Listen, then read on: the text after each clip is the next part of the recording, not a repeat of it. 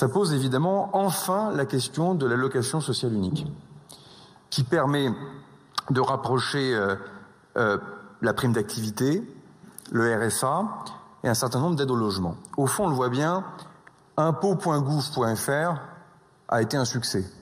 Et que l'essentiel d'ailleurs de la réforme de l'État est une réforme numérique. Et qu'aujourd'hui, vous allez sur impôt.gouv.fr et vous êtes capable d'un coup d'œil de voir ce que vous devez, de faire vos déclarations, de renseigner un certain nombre d'indications. Il est temps d'enfin créer un vrai social.gouv.fr qui permet aux travailleurs sociaux de ce pays, et souvent à celles et ceux qui travaillent dans nos conseils départementaux, de pouvoir justement avoir un accompagnement personnalisé de nos bénéficiaires du RSA, tantôt qu'ils sont au RSA, tantôt qu'ils sont à la prime d'activité. Les plus anciens parmi vous se rappelleront que tout ça s'appelait le RSA activité jadis avant la réforme. Donc normalement, les bons connaisseurs de ces dossiers s'y retrouveront.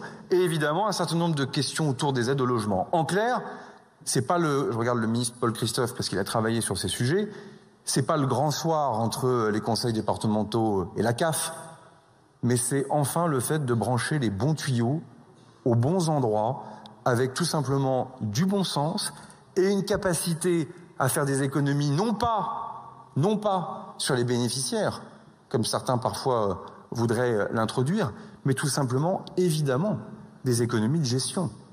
Nous ne sommes plus capables d'expliquer que nous avons désormais autant d'autorités gestionnaires, d'allocations différentes qui vont tantôt en fonction des moments de vie sur plus ou moins les mêmes de nos concitoyens. Ça, par définition, c'est une réforme structurelle. Elle prendra par définition du temps.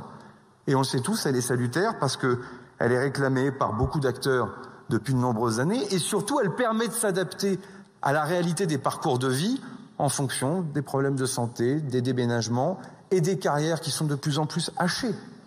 Et plutôt que de refaire l'énième débat sur recentralisation du paiement du RSA ou non, ayons le courage, une bonne fois pour toutes, de mettre en œuvre ce que tout le monde a réclamé depuis un certain nombre d'années et que plus personne n'ose demander parce qu'on sait très bien que c'est parfois très compliqué à faire. Mais à l'heure du data, du numérique et de l'intelligence artificielle, c'est quand même bien invraisemblable que dans un pays comme la France, on n'arrive pas à faire l'allocation sociale unique. Ça, c'est une réforme. Et ça, plutôt que de remettre sur la table un certain nombre de vieux serpents de mer, je vous préfère qu'on avance avec cette visibilité-là. Ça aura notamment un mérite, qui est le paiement au juste droit.